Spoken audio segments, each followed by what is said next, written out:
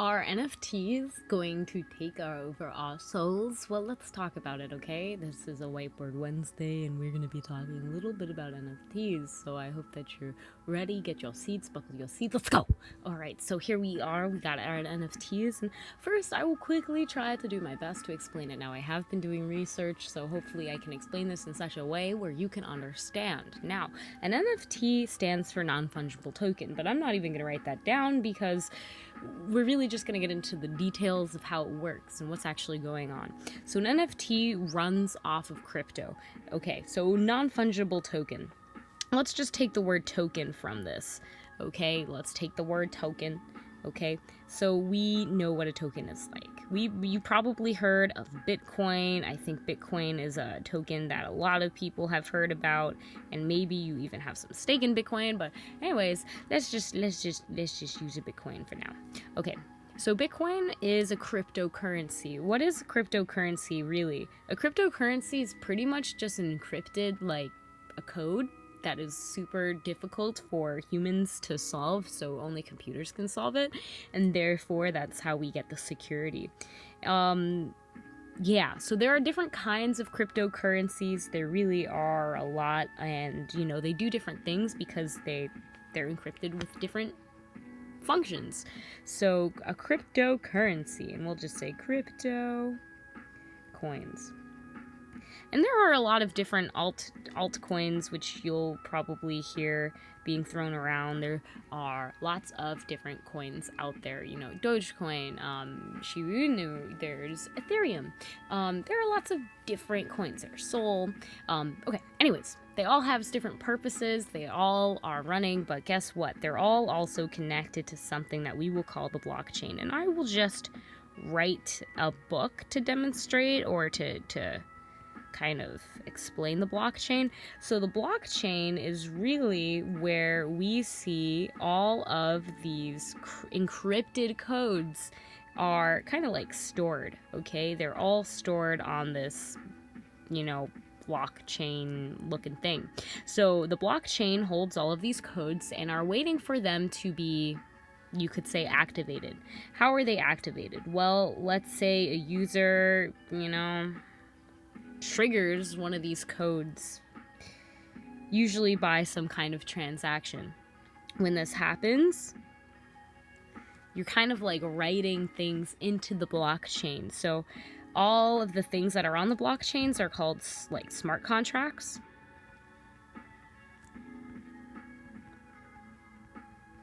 And so smart contracts are really just literal codes. They're smart lines of codes that somebody has written and developed, and it will do something that will trigger an automatic response kind of to the computer based off of what you encoded in there. So a smart contract is almost like an algorithm. I totally know how to spell. And so what we see here with smart contracts, it kind of reminds me of links, okay? They're kind of like URLs. They're kind of like a code that can be read because it has a universal language that is understood and can be stored on the blockchain.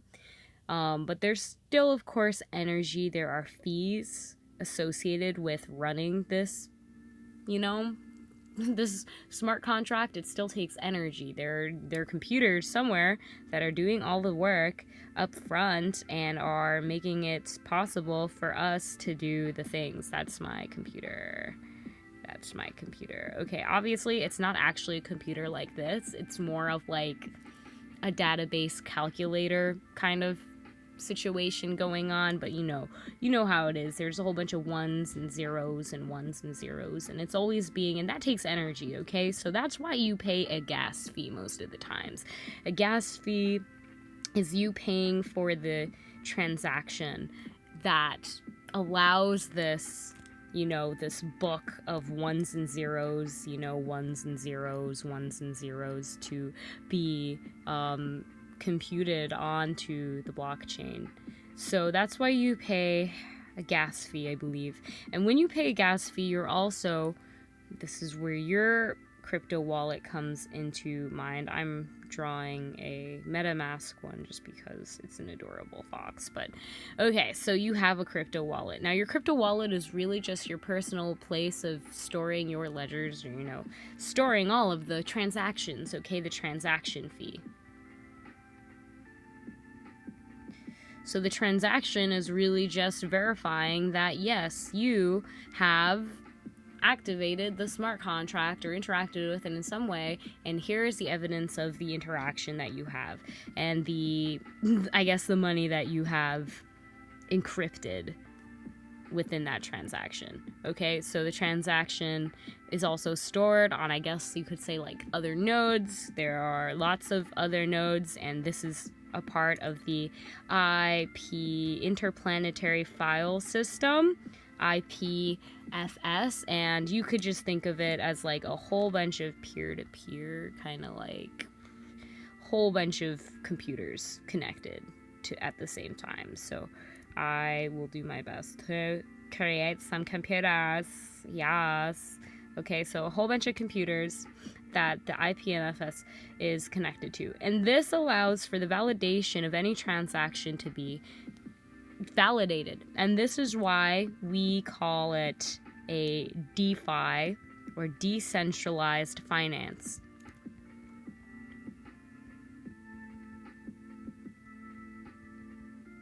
Because there is no one entity that is holding the information of your money and the transactions that you're taking, but it is in fact many peer-to-peer network. I'm pretty sure that's a thing over here,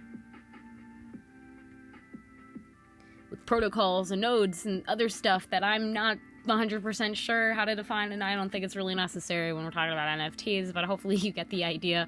And this is why it's decentralized, because that it is not actually on one like computer, but it's that it's distributed where many computers can kind of read the blockchain and validate that yes, they do have enough money in their wallet for this transaction fee and all of the other stuff. So that's kind of the big deal with NFTs.